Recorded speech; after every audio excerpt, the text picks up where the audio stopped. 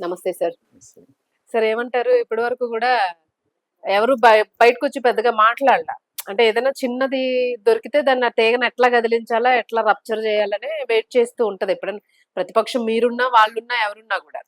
But ఈ టైంలో ఇది చాలా పెద్ద కేసు ఉపా చట్టం నమోదు చేయడం ఇవన్నీ గూడా. సో, ఇప్పుడు వైసీపీ వాళ్ళు ఎవరు పెద్దగా మాట్లాడకపోయినా, ఈ రోజు విజయసాయి రెడ్డి గారు మొట్టమొదటి దీని మీద స్పందించడం అనే దాని మీద మీరేమంటారు? అంటే లేదు లేదు మీరెలా స్పందించారో ఆయన అలాగే స్పందిస్తున్నారు. ఆహాహా. ఎవరు స్పందించే దానికంటే కూడా ఆ జడ శ్రవణ్ కుమార్ పొద్దున్నే లేచినప్పటి నుంచి వైసీపీ భజనే కదా ఇప్పుడైనా. హ్మ్. ఇప్పుడు ఏది ఎలక్షన్లు అయిపోయినప్పటి నుంచి అసలు జగన్మోహన్ రెడ్డి వస్తే రేపు టీడీపీ తట్టుకుంటుందా? హ్మ్. ఆ పసుపు కూడా చేతిలో పట్టుకోలేరు. ఏది కారం ఉప్పు మనము ఆ! ఏది వంటకు వాడే పసుపు కూడా పట్టుకోవాలంటే చూడు ఆయన అబ్బా! ఆయన మాట్లాడే మాటలు ఆ! చూడు. అరే నువ్వు వంటలు నువ్వు చదువుకున్నోడు ఏదో జడ్జి అంటావు, ఎంత పనికిరాని మాటలు. అవును. పసుపుకును ఆ వాడు శ్రావణ్ మాట్లాడిండే దానికి అంటే వీళ్ళు గూడు పుట్టాలి. ఇప్పుడు మీరు చూడండి, ఇప్పుడు ఆమె ఎవరు ఒక మహిళ బహిష్కరించారు అవును. మన జనసేన నుంచి. వెరీ నెక్స్ట్ డే నుంచి ఆకాశానికి ఎత్తానింది చంద్రబాబు పవన్ కళ్యాణ్ ఈడబెట్టుకోండేది ఆయన అందరికంటే ముందు. హ్మ్. ఆడ ఇప్పుడైతే పార్టీ ఏం చేసిందేమో కానీ వాళ్ళు తోసేశారు. ఇప్పుడు ఓని మాట్లాడుతూ ఉన్నారు. హ్మ్. కానీ వీళ్ళు వెనక ఎవరున్నారు? మళ్ళా ఎవరున్నారు? ఉండు, వెనక కాదు ముందర కూడా వచ్చేసారు. ఇప్పుడు మీరు అన్నారు ఎవరు మాట్లాడలేదని. కేసులు అక్కడ ఎప్పుడైతే పెట్టారో వెరీ నెక్స్ట్ డే పేరు నాని అఫిషియల్ గా అధికార ప్రతినిధిగా జగన్ ఇంట్లో ఆఫీసులో మాట్లాడినాడు వచ్చి. హ్మ్. నేను చూశాను. హ్మ్. మీరు కేసులు పెడితే ప్రశ్నిస్తే కేసులు పెట్టేస్తారు. ప్రశ్నిస్తే కేసులు పెట్టేస్తారా అన్నారు. వచ్చారు కదా. బట్ అంటే అన్నారు, సైలెంట్ ఉన్నారు లేదు, మళ్ళా. ఆయన మాట్లాడాడు, జగన్మోహన్ రెడ్డి మాట్లాడినాడు, అంబటి రాంబాబు గొంతెత్తుకొని అరుస్తానే ఉన్నాడు. ప్రతి ఛానల్స్ లోన వాళ్ళు మాట్లాడినారు. వచ్చిందంతా కూడా వచ్చింది. ఉపా పెట్టాక ఎవరు లేదా రాలేదు ఉపా కదా వచ్చి సార్? పెట్టిన కూడా మాట్లాడినారు. ఆ! ఏమన్నారంటే అవును పవన్ కళ్యాణ్ అపోజిషన్ లో ఉన్నప్పుడు మమ్మల్ని ఎన్ని మాట్లాడినాడు, చెప్పులు చూపించినాడు, ఈయన మీద ఎన్ని కేసులు పెట్టాలా? ఆయన తల్లుల మీద, భార్యల మీద, బిడ్డల మీద, కుటుంబ సభ్యుల మీద మాట్లాడించింది మీరే కదా. కొంతమంది వెధవలు ముందర పెట్టి మీరు అధికారంలో ఉన్నప్పుడు హ్మ్. మేము ఇప్పుడు ఎవరి మీద మాట్లాడినా అది మా మీదనా లేదు మీ మీద కూడా. ఇప్పుడు ఉదాహరణకు చక్కటి వైఎస్ భారతి గారి మీద ఒక మాట మాట్లాడాడు మా వాడు కృష్ణ అని ఏదో ఒకడు మన సోషల్ పార్టీ యాక్టివిటీస్ లో. వెంటనే 15 రోజులు జైలు వేసాం కదా కేసు పెట్టి. హ్మ్. వైఎస్ భారతి గారి మీద మేమేం ఎంకరేజ్ చేయలేదు ఎవరిని. హ్మ్. అట్లా మొత్తం చెత్తనంతా మీరు పెట్టుకొని ఆ రోజు వాడు బోడిగడ్డ అంట, నీళ్ళంట, వాడు ఆ గడ్డ ఈ గడ్డ ఏమే అన్ని మీ దగ్గర ఉన్నాయి. దరిద్రపు అవును. మాట్లాడే మాటలన్నీ.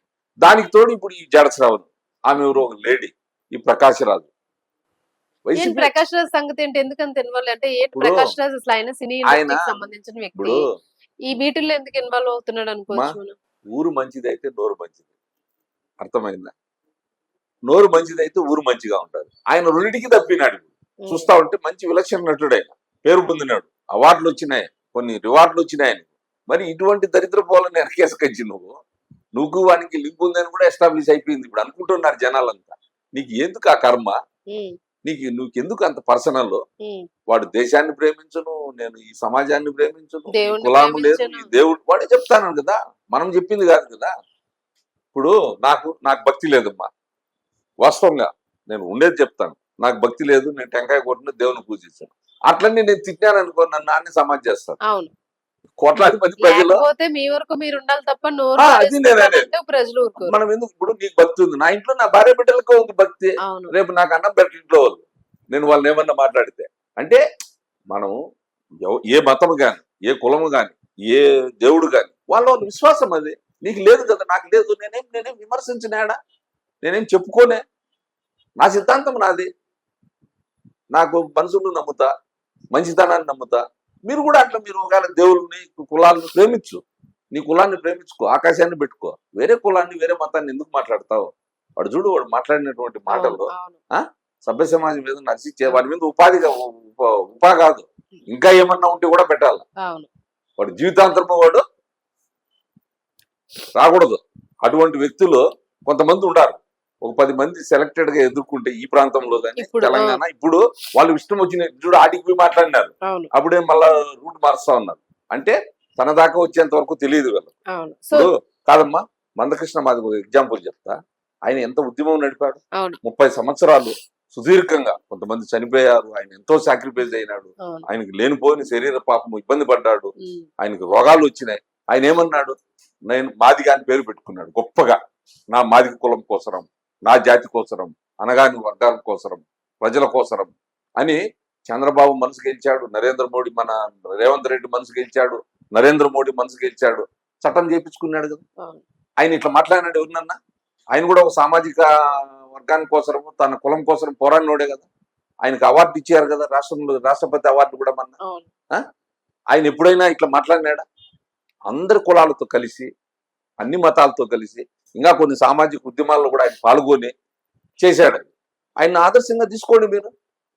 మీరు ఈ ప్రాంతంలో ఉండే వాళ్ళు మాట్లాడాలంటే ఏదో ఒక సభ పెట్టేస్తే 3000 మంది, 1000 మంది, 500 మంది చేరిపోతే గొప్ప నేతలు అయిపోతాడాం అనుకుంటే మీరు అవుతారా? మీరు మాట్లాడే మాటలేంది? ఉమ్, మీరు విమర్శించేదేంది? నువ్వు వాడు వెనుకున్న టాపిక్ చూడాడా? దళిత క్రైస్తవ సమస్య. సమస్యలు. ఉమ్, ఆడొచ్చింది చంద్రబాబు, రెండో వ్యక్తి పవన్ కళ్యాణ్, మూడో వ్యక్తి అతను ఎవరు? రాధా. అంటే ఆడ మతాన్ని తీసుకొచ్చాడు అవును. రాధా. ఆయన అంటే ఈ విద్వేషాలు ఈయన్ను మన పవన్ కళ్యాణ్ హార్స్ గా మాట్లాడితే అనరాని మాటలు మాట్లాడినాడు. అవును. ఒకటి. రెండు, చంద్రబాబుని మాట్లాడినావు. నీకు ఎందుకు ఆడ అవసరం ఏముంది? అవును. ఈ సమస్యలు ఎవరు పరిష్కరించాలా? కూటమి ప్రభుత్వమే కదా. ఎవరన్నా అధికారంలో ఉంది. అవును. నువ్వు వాళ్ళ దగ్గరికే కదా మీరు పోవాల్సింది. నువ్వు జడ ఏం పిక్తారు? ఏం సాధిస్తారు మీరు? నువ్వు వచ్చి ఇష్టం వచ్చింది ఇట్లా సమాజంలో కులాన్ని మళ్ళా అవన్నీ వెనకేసుకొచ్చి నువ్వు కోర్టు వేసుకొని నువ్వు పనికిరాని కేసులు వాదించుకుంటావు. నువ్వు జడ్జి అంటావు, హైకోర్టు లాయర్ అంటావు. అవును. అటువంటి సమాజ ద్రోహులు, దేశ ద్రోహులు వెనకింటి పడితే నీ ఏంది? నీ తాకత్తు ఏంది? నువ్వేంది? ఉమ్, ఏం సమాజాన్ని మారుస్తావా? మార్చేది ఇదేనా పద్ధతి? ఈ ప్రకాష్ రాజు మాట్లాడే మాటలు ఇవేనా? ఆడ 15,000 రాలే ఇతనికి. పార్లమెంట్కి నిలబడితే తన్ని తరిమారు. అవును. ఏడ బెంగళూరులో. ఈడొచ్చి పడ్డావు. ఈడ ఇష్టం వచ్చిన ఇట్లు మాట్లాడతాడు. బుద్ధిగా సినిమాలు చేసుకుంటే పర్వాలేదు కానీ సినిమాలు కూడా నువ్వు సినిమాలు చేసేవాడు మాట్లాడితే విన్నా పోతాది దాని ప్రభావం. నీకు అది తెలియలా కాదు సార్. ఇప్పుడు ప్రకాష్ రాజ్ కూడా జైలుకి వెళ్లే పరిస్థితులు దగ్గర పడినాయి అని అంటున్నారు. ఇప్పుడు ఎట్లాంటి యాక్షన్ తీసుకుంటున్నారు? ఎన్ఐఏ కూడా ఇన్వాల్వ్ అవుతా ఉంది. ఉపా చట్టం అనేది దేశ ద్రోహము. ఊరికే పెట్టరు. కోర్టులు కూడా ఊరికే రిమాండ్ ఇవ్వు. రిమాండ్ ఇచ్చిందంటే దాంట్లో ఆ కంటెంట్ అంతా ఉంటేనే. యూట్యూబ్ లో చూడండి మీరు అందరికీ. అసలు అదే దళితులకు, అదే క్రిస్టియన్స్ కూడా ఉడికిపోతాది వాడు మాట్లాడిండే మాటలు. అటువంటి వెధవని జడ తీసుకుపోయాడా వాడిని ఇప్పుడు ఇతనే జైలు పంపించింది చెప్పాలంటే. ఆ జడ శ్రవణ్ ఎవరు? రావణ్. నువ్వే కదా ఆడ మీటింగ్ పెట్టి రెచ్చగొట్టి మళ్ళా నువ్వు ఇంకా ఏందేందో మళ్ళా మాట్లాడుతాండావు వచ్చి. అసలు నువ్వు చెయ్యి. నువ్వు లాయర్ గా మంచి పేరు పొందు, పార్టీ పెట్టుకో, ఈ దేశంలో పెట్టుకో, నీ రాష్ట్రంలో పెట్టుకో, ఏమన్నా చెయ్యి. కాదనలా. ఇతర కులాలను, ఇతర మతాలను, ఇతర వ్యక్తులను దూషించే హక్కు నీకు ఎవరిచ్చారు? అన్నీ నీకు శిక్ష పడతారు. ఇప్పుడు అంబేద్కర్ అది సంవత్సరం 2 ఏళ్ళు రాదు. 2 సంవత్సరాలు బెయిల్ రాదు. ఆ ట్రైల్స్ లో ఇంకా లింక్స్ ఎస్టాబ్లిష్ అయినా పబ్లిక్ గా మాట్లాడినాడు. ఈ దేశం వద్దు నాకు, ఈ దేవుళ్ళు వద్దు. మొత్తం డైరెక్ట్ అతనే కదా దానికి ఎవిడెన్సులు. ఇప్పుడు మనం చూస్తున్నాం దేశ ద్రోహులు ఎట్లా వస్తున్నారని. మిలిటెంట్లు కానీ, దేశానికి ద్రోహం చేసేవాళ్ళు కానీ మనం చూస్తున్నాం కదా. వాటికి ఏమి వాళ్ళే ఎవిడెన్స్. వాడు ఎప్పుడు పోయి బాంబు వేస్తాడు, అదే ఎవిడెన్స్. ఎప్పుడు నువ్వు మాట్లాడతావో ఆ భాషను, లేదంటే ఆ లిటరేచర్ ఎప్పుడు దొరుకుతుందో నీ దగ్గర, అదే దేశద్రోహము. దానికి ఏం ఎవిడెన్స్ రేపు ఏం లేదు. అది పెడితేనే అంత తీవ్రమైన ఇది. నువ్వు అంతకంటే ఘోరంగా మాట్లాడినావు కదా. అవును సార్. ఇప్పుడు ఇలా మాట్లాడిన వాళ్ళు ఇంకా చాలా మంది ఉన్నారని, ఇందా మీరు కూడా 10 మంది పైనే ఉన్నారు అన్నారు. సో నెక్స్ట్ వాళ్ళ పరిస్థితి కూడా వీళ్ళు ఏమంటే సమయానుకూలంగా ఉసర బిల్లులాగా తయారైపోతాడు ఇల్లు. వెంటనే అప్పుడే అలర్ట్ అయిపోయి నేను క్షమాపణ చెప్తా ఉన్నా, నేను అట్లా మాట్లాడలేదు అని అంటారు కొంతమంది. మళ్ళా వీళ్ళ పద్ధతి వెళ్ళదు. కానీ ఇంకా వీళ్ళు పప్పులు ఉడకవు, వీళ్ళ ఆటలు సాగవు. ఇట్లే మాట్లాడితే నువ్వు చేసుకో. నువ్వు మాల మహానాడు పెట్టుకో, మాది మహానాడు పెట్టుకో, నువ్వు కమ్మనాడు పెట్టుకో, రెడ్డి నాడు పెట్టుకో, లేదంటే బలిజినాడు పెట్టుకోండి. మీ కర్మ ఏదైనా పెట్టుకోండి. అసలు అవి పెట్టడమే తప్పు. అందరికి అన్ని హక్కులు ఇచ్చింది కదా రాజ్యాంగము. ఎవరు ఎంపీలు గలాలా, ఎవరు ఎంపీలు కాలా? ఈ దేశానికి ఎవరున్నారు? ప్రధాని బీసీ కదా. ఈ దేశానికి రాష్ట్రపతి ఎవరున్నారు? ఎస్టీ కదా. ఆ రాజ్యాంగం హక్కు ఇచ్చింటేనే కదా. ఉపరాష్ట్రపతి ఎవరు? కేంద్రంలో ఎంతమంది మంత్రులు ఉన్నారు? ఎస్సీ, ఎస్టీలు, బీసీలు. ఇంకా ఏంది వెధవ మాటలు, వెధవ పనులు మనకు? ఇప్పుడు ఈ దేశము విభిన్న కులాలు, విభిన్న మతాలు, విభిన్న ప్రాంతాలు, కలిగిన భారతదేశం, సర్వ అఖండ భారతం, సార్వభౌమత్వం భారతదేశం కలిగిన మనం దేశం. పెట్టుకున్నాము కదా. ఆది నుంచి కూడా వస్తుంది కదా ఇది భారతదేశానికి. ఉపఖండంలో శ్రీలంక, అవును, మాల్దీవులు, బంగ్లాదేశ్, ఆఫ్ఘనిస్తాన్, ఈ ఈ నాగరికతలు, హిందూ నాగరికత, సుమేరియా నాగరికత, మెసోటోమియా నాగరికత, అవును, ఇవన్నీ కలబోసి ఉండేది ఏది అఖండ భారతం. అప్పుడు సరే విడిపోయింది, శ్రీలంక అని, బంగ్లాదేశ్ అని, పాకిస్తాన్ ఇట్లా పోయింది అనుకోండి. అవును, అయినా కూడా అఖండ భారతంగా ఉంది కదా. ఆ రోజు నుంచి వేదాలు ఉన్నాయి కదా, ఆ రోజు నుంచి సంస్కృతి ఉంది కదా, ఆ రోజు నుంచి నాగరికత ఉంది కదా. నదులు, సింధు నాగరికత, ఆ భాష అన్ని కలబోస్తేనే ఓ దేశం ఏర్పడింది. అవును, ఈ విధవలు వచ్చి అదేంది తెలియకుండా ఓవర్ నైట్ లో ఏదో అయిపోతా, అవును, ఏదో సాధించేస్తా, ఆ బుష్టి ఎవరు ఇచ్చే డబ్బులు కడక్తినరా లేదంటే నీకు. అవును.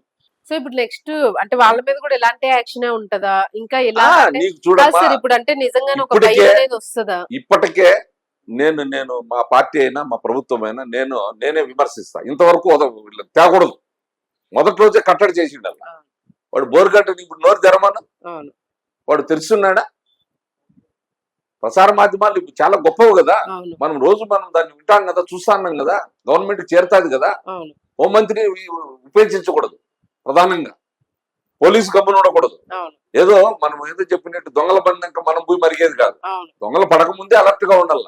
ఇటువంటి విధవుల ముందే కట్టడి చేయాలి, అది ఏ ప్రభుత్వం ఉన్నా కూడా. అవును, ఆ వైసీపీ వాళ్ళు ఆ పేరుని నాని, అంబటి రాంబాబు, ఇప్పుడు విజయసాయి అంటే ఒకటి, ఎవడు మంచి చేసినా ఒప్పుకుంది. అవును. ఇప్పుడు అదే వాడు ప్రకాష్ అనేవాడు ఎవడో వాడు ఇప్పుడు వాడు జైలుకు పోయినాడు, ఆ రావణ్ ఎవడు, ఈవెన్ ఆయన అంటే ఆయన వాడు కరెక్ట్ గానే మంచి చేస్తే కూడా మాట్లాడాడు. మంచి వెళ్దాం మనం. అవును, రేపు కూడా వాడు ఒకవేళ పరివర్తన చెంది ఇంకా విజయసాయి వాడికి రెడ్డి కామెంట్ కూడా కరెక్ట్ గానే అదే పెట్టాడు అదే ఆయన. నేనేమంటానంటే, శిక్ష చేయాల్సిందని అన్నారు. మరి ఏంటో మరి ఆ అంటే చేంజ్ నేననేది ఆ మార్పు ఏంటి అని.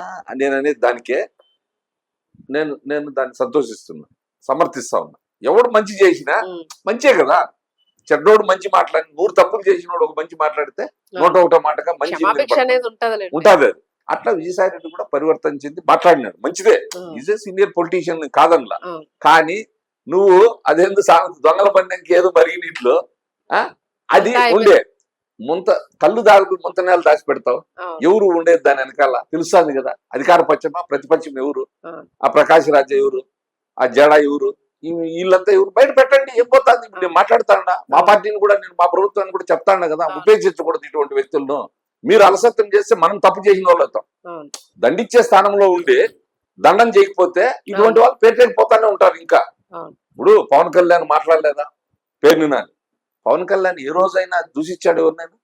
చంద్రబాబు, జగన్మోహన్ రెడ్డి కానీ వాళ్ళ కుటుంబ సభ్యులు ఎప్పుడు మీరు ముందర పెట్టి అధికారంలో ఎన్ని మాట్లాడారు? ఇంకొకటి పవన్ కళ్యాణ్ కాబట్టి గమ్మునున్నాడేమో, ఇంకొకటైతే మిమ్మల్ని క్షమించినాడు ఏమే. ఇప్పుడు 2 ఏళ్ళు మిమ్మల్ని అందరినీ జైల్లో పెట్టచ్చు కదా. వాడు ఉన్నాడు కదా మన గుడివాడ ఎవరు నాని, వాని మీద ఇప్పటికన్నా ఒక కేసు పెట్టారా? ఎన్ని మాట్లాడాడు చంద్రబాబు తల్లి మీద, తండ్రి మీద, కుటుంబ సభ్యుల మీద, పవన్ కళ్యాణ్ మీద నోటుకు వచ్చినట్లు వాగాడు కదా.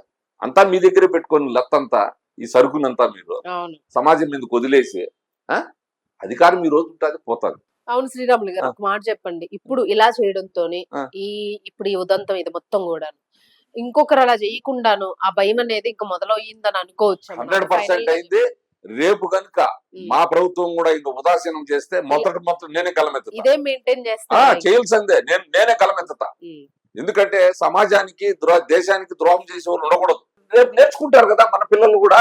వాడు ఎవడు మాట్లాడినాడు, హీరో మాదిరిగా మాట్లాడుతా అన్నాడు, అంత తప్పుడు మాటలు, దేశ హితం కోరే మాట్లాడు. ఇంక మన పిల్లలు మనకు కావాల్సిన వాళ్ళు రేపు నేర్చుకుంటారు. మనం ఉపేక్షిస్తే మనం తప్పు చేసిన వాళ్ళు అవుతాం. దండించే స్థానంలో ఉండి దండించకపోతే ఇంకా 10 మంది రావుని పుట్టకొస్తారు రేపు. కాబట్టి ఇటువంటి వ్యక్తులను, ఇటువంటి సంఘ విద్రోహ శక్తులను ఎవరు కూడా ఉపేక్షించకూడదు. విజయసాయి రెడ్డికి మద్దతు ఇవ్వచ్చు, ఎవరైనా మద్దతు ఇవ్వచ్చు. ఆ ప్రకాశ్ రాజు అతను ఏంది, అతను ఆ ప్రకాశ్ రాజు, నువ్వు సమాజంలో బతుకుతాను, ప్రతి రూపాయి టికెట్ పెడితే నీకు డబ్బులు వస్తా ఉంది, నువ్వు తినే తిండి ప్రజలదే, ప్రతి కులము నీ సినిమా చూస్తుంది కదా. ప్రతి కులం ప్రతి మతం అందరూ కాపు కులమేనా నీకు, లేదా కమ్మోళ్ళైనా, రెడ్లేనా, బీసీలేనా, అందరూ కదా. నీది ఏ కులము కూడా తెలియదు ఎవరికి. నువ్వు తింటాండే తిండి అందరూ పెట్టే పిచ్చే కదా. నువ్వు ఎట్లుండాలి మళ్ళా? నువ్వు మళ్ళా పెద్ద నటుడు, నువ్వు రాష్ట్రపతి దగ్గర అవార్డు వచ్చింది, నీకు అనేకమైనటువంటి బిరుదులు వచ్చినాయి, నువ్వు ఎట్లుండాలా? నీకు పని లేదా అసలు అటువంటి వాళ్ళని సమర్థించవచ్చునా? కాబట్టి ఇటువంటి వ్యక్తులను ఎవరిని కూడా నోరు తెరిచిన ఒక తప్పు మాట్లాడిన సమాజాన్ని ఇలాగే గాని, ఉంటది. దేశాన్ని గాని, మతాన్ని గాని, కులాన్ని గాని. సో ఇలాగైనా ఉండాలన్నా నేను కూడా గలం ఇప్పుతా ఉన్నా. భవిష్యత్తులో మా పార్టీని కూడా రేపు ఏదైనా ఉంటే మా ప్రభుత్వాన్ని కూడా ప్రశ్నిస్తాను నేను. ఇటువంటి వ్యక్తులను ఉపేక్షించకూడదు. Thank you sir.